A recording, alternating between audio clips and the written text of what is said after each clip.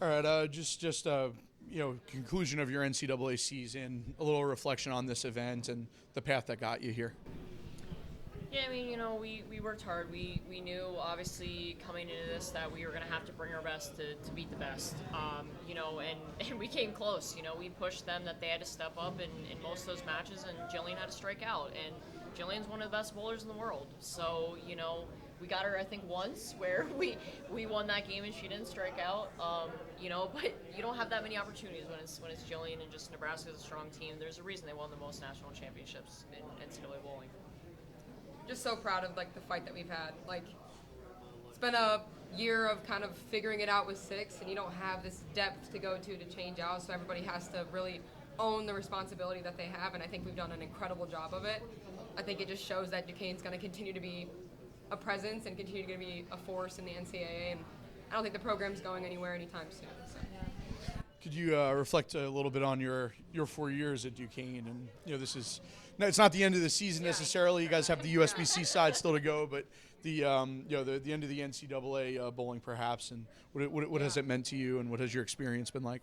I mean, I think something that I take a little bit of pride in, and just being a part of the programs, is almost every year there's a new piece of history that we add. And obviously, the NEC this year is huge, because it was this super long process, and it was that thing that kind of eluded the program for a while, and it was like a kind of chip on our shoulder for sure. Being there last year and getting there this year was, I know I felt it, I think Mary Beth and Ivana felt it, of we deserve it this year, that's no doubt. So just to see the program grow, and this year we knew it was going to be a challenge, but I think everybody took a hold of it and owned it, and I mean, we made every postseason tournament, so it's kind of just an honor to be a part of the program. All right, a little bit about that match. You guys had a lane breakdown, ended up having to move pairs. Did you think that helped you, hurt you? What were your ball reactions like on each pair, and how do you think it affected the match? I mean, I think this team is the most team prepared for when that stuff happens. We deal with that stuff on a daily basis, and our resiliency is just, top notch. I mean, we deal with the problem, okay, we don't get down and be like, oh, it was me. We don't make excuses. We figure it out, and I think we had a better look actually on the when we moved. I would agree. That's probably what I take pride in this program. We don't make excuses. We just step up and bowl. Both teams have to deal with it, so it's a team that responds better. And obviously, just Nebraska was the better team this day. But we fought in every match, and I'm incredibly proud of them. Mary Beth, you caught a little hot hand in the middle of that match.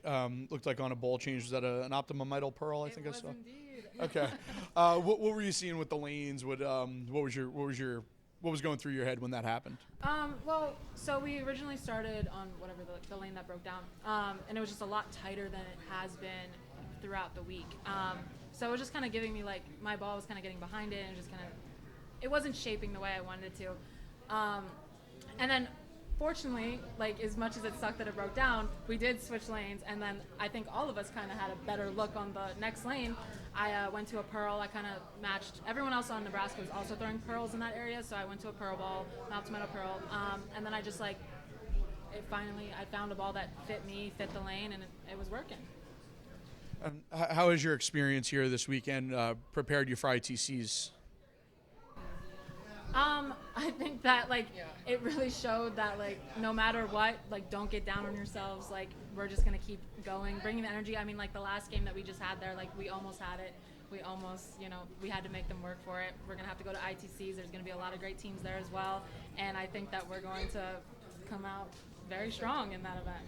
I think there's so many times where we've shown ourselves. There's not a single position that we haven't put ourselves in or been in this season or throughout our bowling careers. So I think just trusting that whatever's going to happen, we're going to try to have as much control over what we can have control over, but there's a lot of uncontrollables that bowling has, and we kind of have to adjust to it, and I think that's something that this program does really well, is just continuing to not get down on the things that bowling kind of is known for, but realize it's a part of the game and kind of react to it in a good way.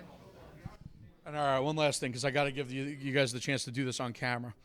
What's with the ducks? I mean, I've always had a thing for ducks in bowling. My parents would always get little rubber ducks, and then my mom, before conference championships, bought this huge 500 count bag of plastic ducks. So it became a thing, and obviously it worked for us last weekend. We had a little bit of luck here and there this weekend, but I don't think there's anything wrong with a lucky duck. Yeah. Yeah. Thank you so much. Thank you.